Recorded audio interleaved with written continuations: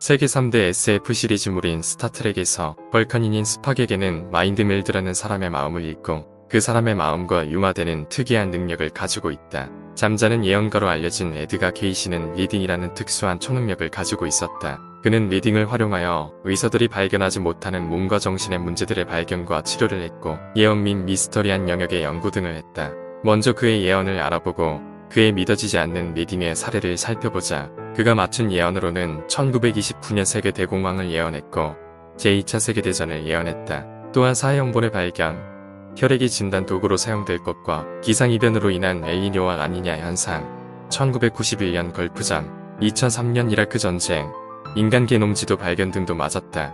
미국 대통령이 사무실에서 사망한다는 예언도 맞았다. 프랭클린 루스벨트는 집무실에서 뇌출혈로 세상을 떠났다. 1963년 케네디 대통령 피살, 1975년 미국의 베트남전 패배, 1986년 체르노빌 원전 사고 등을 적중시켰다. 우주온 복선 챌린저 5의 폭발, 광우병의 등장, 소련의 해체와 냉전 종식, 1945년 1월 3일 자신의 죽음도 예견했다.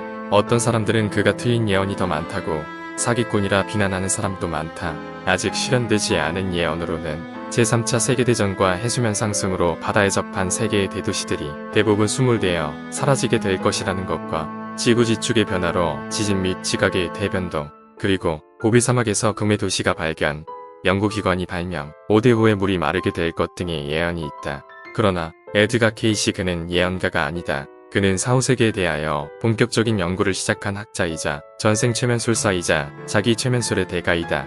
에드가 케이시는 수많은 사람들을 치료한 영적 치료사였고 초자연적인 현상에 대한 연구자였다. 그가 설파한 사후세계와 전생 및 환생론은 미국 사회에도 큰 영향을 미쳤다. 또한 그는 그를 비난하는 사람들이 있음에도 독실한 종교인이기도 했다.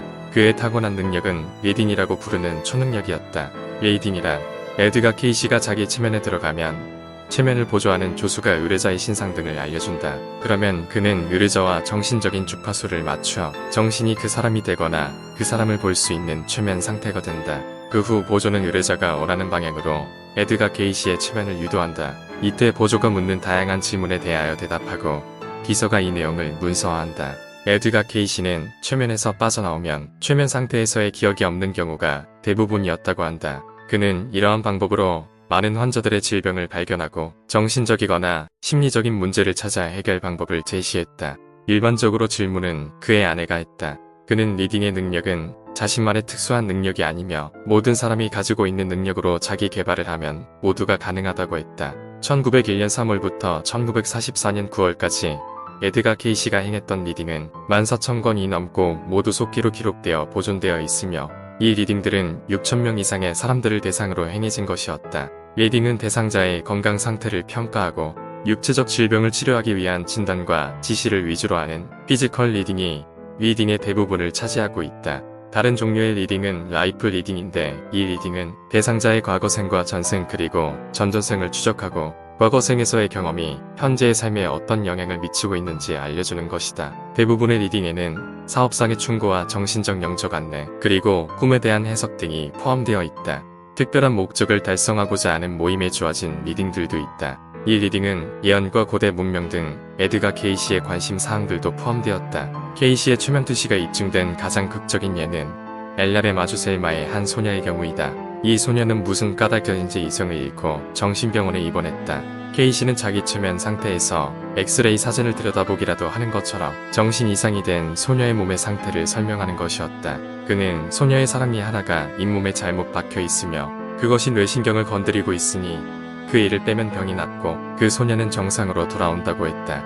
케이시의 말에 따라 소녀의 구강 안을 조사해 보았더니 틀림없이 잇몸에 잘못 박혀 있는 사랑니가 있었다. 그리하여 적절한 치과 치료를 한 결과 소녀는 완전히 정상으로 회복된 것이다. 또 하나의 극적인 예를 보자면 주산을 한 켄터키의 어떤 젊은 부인의 경우이다. 그렇게 태어난 아이는 태어나자마자 아주 허약한 상태를 보였는데 4살 때 심한 발작을 일으켜 아이 아버지를 비롯하여 진찰을 한 3명의 의사가 모두 아이는 살아나지 못할 것이라고 했다. 최면 상태에서 케이시는 독약인 벨라돈나제를 한번 투여하고 필요하다면 계속하여 해독제를 먹이도록 지시했다. 의사들이 말도 안 된다고 반대하였지만 아이의 어머니는 그대로 독약을 먹이겠다고 우겼다. 약을 투여한 결과 과연 아이의 발작이 즉시 멎었고 이어서 해독제를 먹였더니 아이는 몸이 풀리면서 편안한 표정으로 잠이 들었다.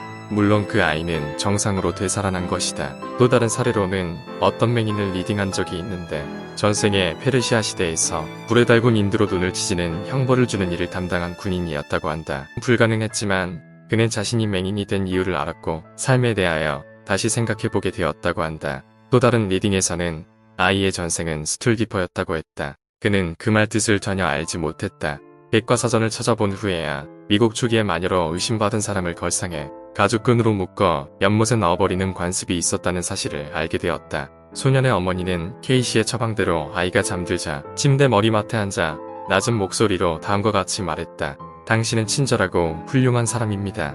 당신은 많은 사람들을 행복하게 해줄 것입니다. 당신은 당신에게로 오는 모든 사람을 도와줄 것입니다. 라고 10분간 이야기했다. 그날 밤 그 소년은 10년 만에 처음으로 자면서 오줌을 싸지 않았다. 어머니는 몇 달 동안을 이렇게 암시를 주어 나갔다. 차츰 일주일에 한 번의 암시로 줄게 되고 드디어는 그럴 필요도 없어지고 말았다. 한 번은 케이시는 태어난 지 불과 3주 지난 어떤 아이를 리딩한 적이 있었다. 리딩에서 그 아이는 아주 훌륭한 의사가 될 것이라고 예언했다. 리딩이 말해준 대로 그는 8살 때 죽은 동물을 해부하고 10살도 되기 전에 의학 사전을 읽어 나갔으며 12세 때 존스 홉킨스 대학에 가서 의학 공부를 하겠다고 다짐하고 존경받는 의사가 되었다. 그는 아이의 전생을 보고 예언했다. 그를 사기꾼이라고 비판하는 사람도 많은데 그는 리딩을 하고 약간의 사례에는 돈을 받지 않고 거의 무료로 진행되었고 서적 출판과 후원으로 연구와 봉사를 유지했다.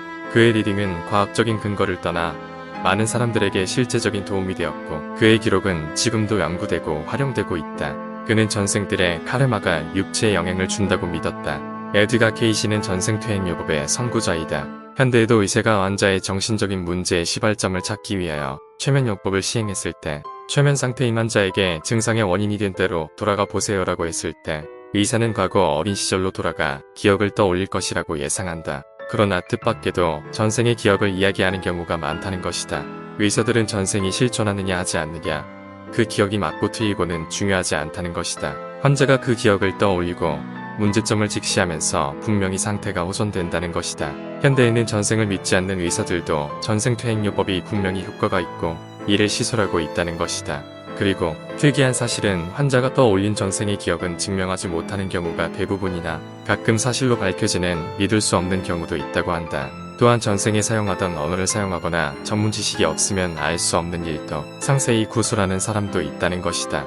에드가 케이시의 영향으로 동양이 아닌 미국에서 사후세계와 전생과 환생을 믿는 사람이 30%가 넘는다고 한다. 에드가 케이시는 사후세계를 믿었고 죽을 때까지 자신의 능력으로 사람들의 영혼을 치료하는 것에 혼신을 다했던 사람이다. 그의 노력이 현대의 전생퇴행요법으로 정립화되어 현대의학에서도 중요한 부분으로 활용되고 있다. 또 그는 자기 최면요법을 통하여 정신이 과거로 가서 고대 문명을 연구할 수 있다고 믿었다. 또한 정신이 미래로 가서 미래의 일들을 볼 수 있다고 믿었다. 그의 예언이나 고대 문명에 대한 이야기는 정신과 영혼의 능력을 확장해서 증명해 보이려고 한 연구였다.